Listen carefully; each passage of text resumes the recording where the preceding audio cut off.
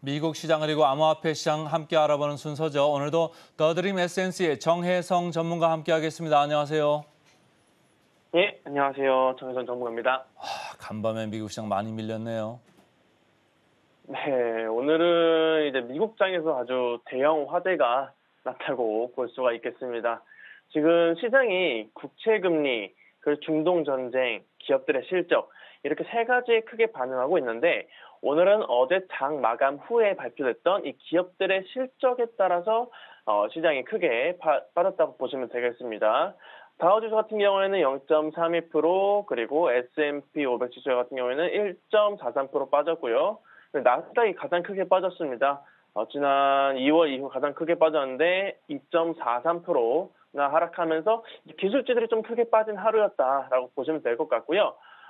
자, 우선 어제 장 마감 후에 발표했던 이 구글과 마이크로소프트의 실적이 이제 시장에 영향을 줬습니다. 특히 구글, 이 알파벳이 이제 클라우드 부분에서 실적이 많이 좀 실망스러운 모습을 보여줬는데 이 클라우드가 AI라는 또 재료가 같이 묶여 있다 보니까 좀 더 낙폭을 크게 키웠고 그다음에 뭐 다른 종목들에게도 영향을 줬다라고 이렇게 보시면 될 것 같습니다.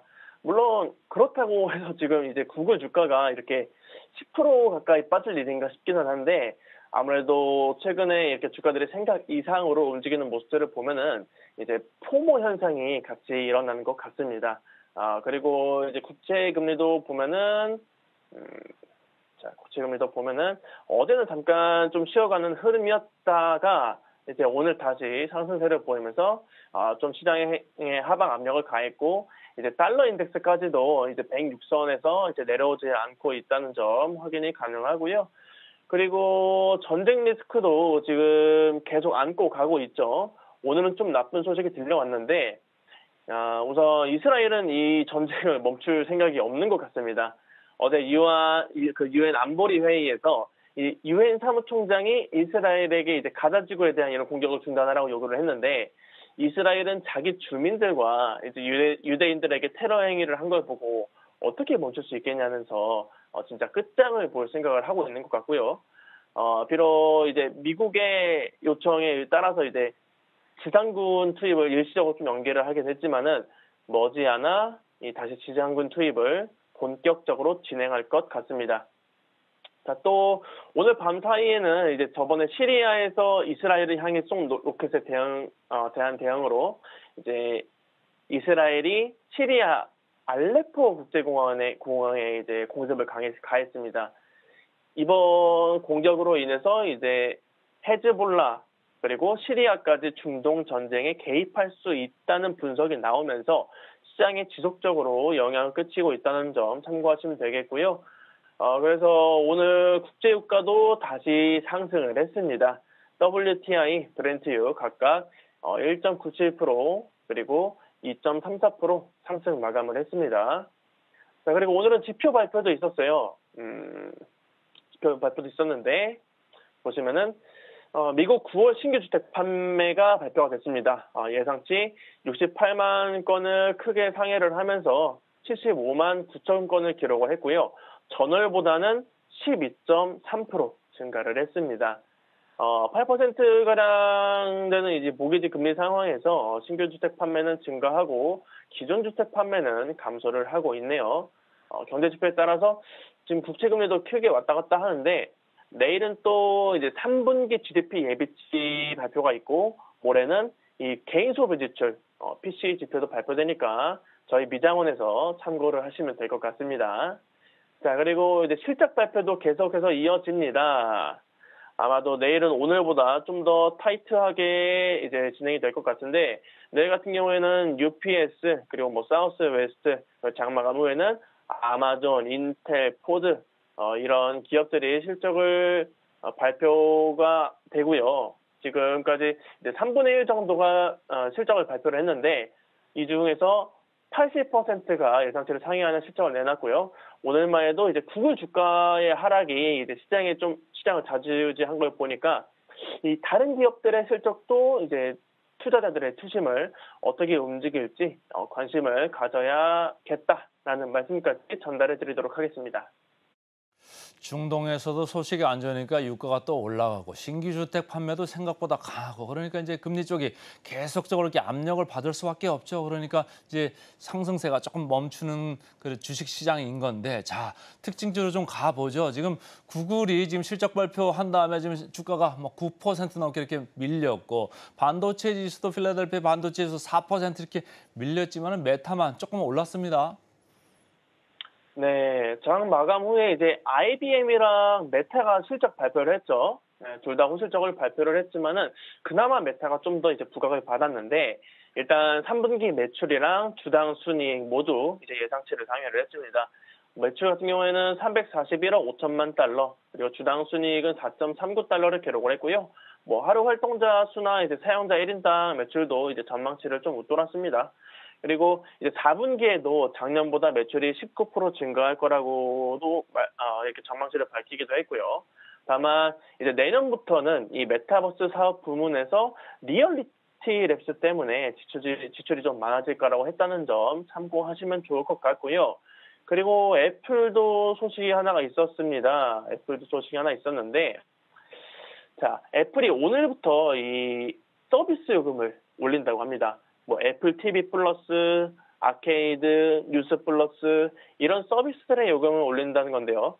자, 애플 TV 플러스 같은 경우에는 한 달 요금이 6.99달러에서 9.99달러로 이렇게 인상이 됐고요. 그리고 애플 아케이드는 4.99달러에서 6.99달러로, 뉴스 플러스는 12.99달러로 인상이 됐습니다. 자, 아무래도 지금 디즈니 플러스 같은 이런 경쟁 업체들이 이렇게 가격을 올리고 있고, 그리고 이 서비스 부분 같은 경우에는 이제 애플 매출에서 가장 크진 않고, 큰 비중을 차지하고 있다 보니까, 이런 움직임을 나타낸 게 아닌가, 이렇게 생각이 드네요. 자, 또 엔비디아가 오늘 또 크게 빠졌는데, 이 다른 반도체 관련 종목들도 크게 빠졌고요. 그리고, 필라델피아 반도체 지수도 오늘 4% 가까이 빠졌습니다. 급락을 했습니다. 자, 일단 가장 큰 악재는 이제 중국에 수출하는 이 AI 반도체를 제재를 하겠다는 거겠죠.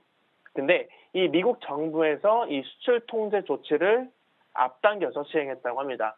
그래서 중국이 지금 6년 만에 이제 미국산 농산물을 대량 구매한 이런 화해 분위기를 조성하는 상황 속에서 왜 이 조치가 앞당겨졌는지에 대한 배경은 알 수가 없겠지만은 따라서 이 조치가 시행됨으로 따라서 이제 엔비디아는 앞으로 이 저성능 AI 칩, 이 A800이나 H800 같은 제품의 수출이 어려워지게 됐고요. 이제 엔비디아가 어떻게 대응을 해 나갈지를 좀 지켜봐야 될 것 같습니다. 뭐 그래서 어제 이제 뭐 PC용 칩을 뭐 내놓는다는 이런 얘기도 좀 있었고요. 자, 그리고 ASML도 이슈가 있었죠. 자, 이 중국의 스마트폰, 이 화웨이의 메이트 60 프로가 이전부터 어디서 만들어졌냐, 이게 중국의 기술로 만들어질 수 있는 게 아니다라는 얘기가 많았는데, ASML의 장비로 제작이 됐다는 보도가 나왔습니다. 블룸버그 통신에서. 자, 이 네덜란드에 본사를 둔 이 ASMR 같은 경우에는 이 첨단 반도체를 생산하는데 이 극자외선 노광 장비를 독점한 기업입니다.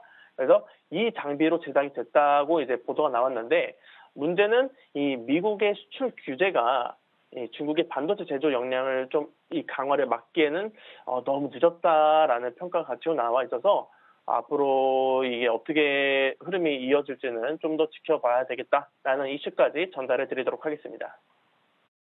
대다수의 주식들이 좀 많이 빠져가지고요. 오늘 우리 장 좀 걱정이 되는데 어제 뭐 미리 조금 밀린 것도 좀 있었죠. 그래서 우리 장이 항상 후행하는 건 아니다. 그래서 선행할 때도 있기 때문에 장 초반에 조금 약할 수는 있습니다만 어제도 보면 우리 시장 성장주는 조금 몰락은 했습니다만 가치주나 전통주 쪽으로 이쪽으로 좀 돌아갔거든요. 매개. 그래서 오늘 조금 더 보수적인 입장이 돼 조금 그 옥석을 가려보자 이런 그 특징을 좀 제가 끄집어내 보고요. 자, 비트코인 쪽으로 넘어가죠. 비트코인 시장은 뭐 이 주식시장하고 다릅니다. 네, 비트코인은 아직까지 좀 뜨겁게 올라가고 있습니다. 뭐 일주일 사이에 지금 20% 가까이 급등을 했는데 이 비트코인 현물 ETF에 대한 기대감이 정말 어마무시하다고 할 수가 있겠고요.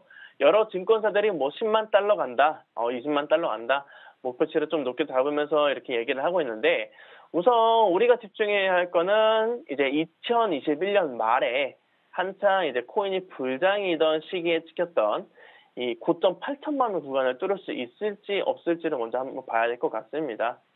뭐 지금 시장이 그때만큼 유동성이 있지 않아서 쉽지 않을 거라고 저는 생각을 하기는 한데 이 현물 ETF가 만약에 들어왔을 때 시장에 돈이 얼마나 유입되는지를 먼저 봐야 된다는 점 참고하시면 좋겠고요.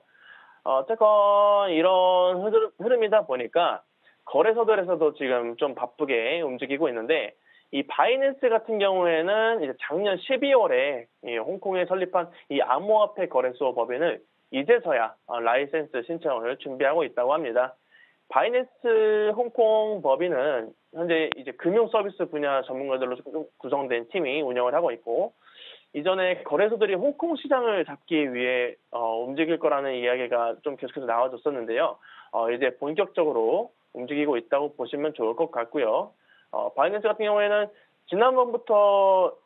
지난번에는 일본에 진출한다는 소식을 전해드렸었는데 이 일본, 홍콩 외에도 다른 국가의 시장 진입을 하려는 이런 노력을 보이지 않을까 이렇게 생각을 하고 있습니다. 자, 그리고 지금 페페라는 이 밈코인, 유행성 코인이 하루 사이에 30% 넘게 급등 랠리를 보였다는 소식도 있었는데요. 뭐 도지, 시바이누 이런 밈코인들 중에서 가장 먼저 급등을 했다고 합니다. 페페코인은 예전에 이 내부 개발자 중 한 명이 수백 달러 이상의 토큰을 탈취를 해가지고 논란이 됐었는데 이것 때문에 페페가 약 지금 550만 달러 규모의 페페코인을 소각을 했다고 하네요. 그래서 이 리스크를 어느 정도 해소시켜준 페페코인이기는 하지만은 아무래도 밈코인은 밈코인이다. 다른 알트코인들만 하더라도 지금 변동성이 되게 커서 이 변동성 때문에 좀 리스크를 안고 투자를 해야 하는데 밈코인은 그거보다 더 이제 심하잖아요, 리스크가. 따라서 이제 투자자 여러분들이 만약에 투자를 하신다면은 뭐 짧게 확실하게 대응을 해야 한다는 말씀까지 전달을 해드리도록 하겠습니다. 아까 정혜성 전문가가 FOMO, 그러니까 Fear of Missing Out, 뒤처지기 싫다 이거죠. 그래서 지금 비트코인이 아주 초강세를 보이고 있는데 어떻게 될까요?